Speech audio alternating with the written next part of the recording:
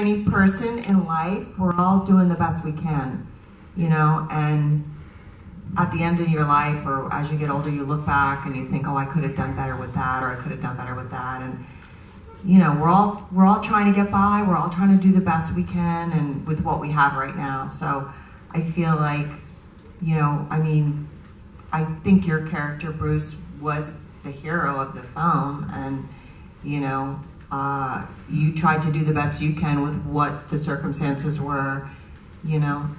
So I give you a pass on what happened.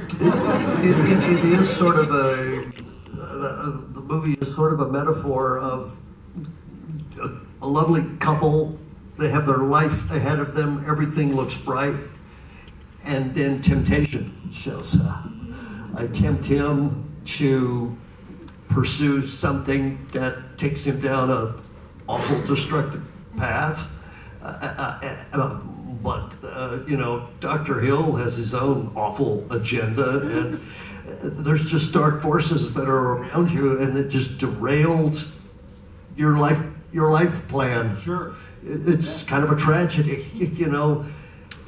They would have lived happily ever after. He would have been a successful doctor. They would have had a lovely home and children.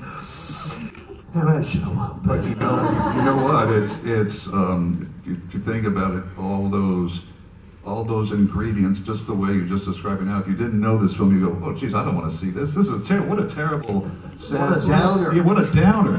But that was the real trick with ReAnimators, how to make that into something that the audience would respond to and not get totally grossed out or down or whatever. And that's kind of the end result is kind of the genius behind ReAnimator. This was, especially for the time, was something that a lot of people, you know, they were vomiting, they didn't want anything, it sounded all horrible, but it was made acceptable. And it had heart. It had heart. It had a certain amount of humor. It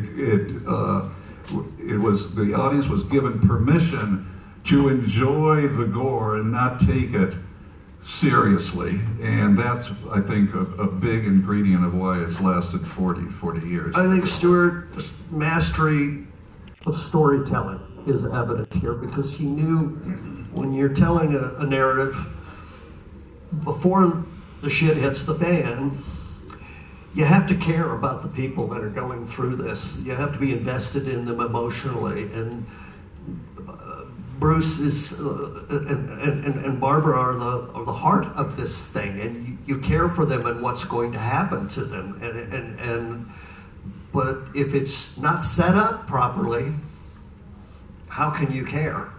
I think one of the things that happens with horror movies these days is they don't take that time. They don't trust to take that time to get to know people before bad things happen to them. And that's where the soul of a movie comes in, i.e. through music or various things like that. We have to feel, excuse me, we have to feel for Dan and his situation, and Barbara. You're a little bit different in this particular case, needless to say. I happen to disagree. But at the end, there's a sort of redemption, you know, a self-sacrifice in all of this, right? Yes. So it's all it's in the characters and establishing these things. That's what so many films, at least I think, that's what they're lacking today. You've got to be invested in the characters and in the story. If you're not, you're just looking at another slashing and goring. It's unmotivated, kind of graphic, exactly. kind of, oh my God, that's incredible. But so what? So what? Right. Well, it's shocking, titillating, but it's not any more than that. Then you just need more and more of it. But, you know, if you care, it's meaningful.